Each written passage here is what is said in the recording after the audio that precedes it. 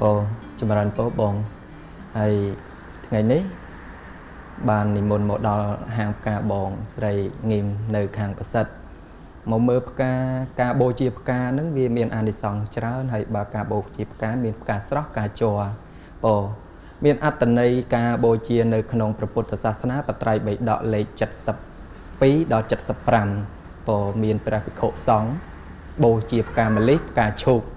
ដល់ព្រះសម្មាសម្ពុទ្ធអញ្ចឹងទៅក៏មានអានិសង្ឃទៅកើតនៅឋានទេវតាមានជាបអន្តរីឬក៏ទេវតាផ្សេងអស់ពីខាងទេវតាមកចាប់កំណើតនៅខាងមនុស្សលោកវាមានអាសនៈវាមានយុស័កអញ្ចឹងណាបងការបូជាផ្កានឹងវាមានអត្តន័យនៅក្នុងព្រះពុទ្ធសាសនាការកថានទានអញ្ចឹងទៅគាត់ថាបូជាផ្កាម្លិះមានការក្រអូបវាមានផាយក្លិនក្រអូបអញ្ចឹងទៅដូចជាផ្កាឈប់ផ្កាអីអញ្ចឹងទៅតែអត្តន័យបូជាផ្កានេះដូចបានអានិសង្ឃដូចគ្នាបងការបូជាតែ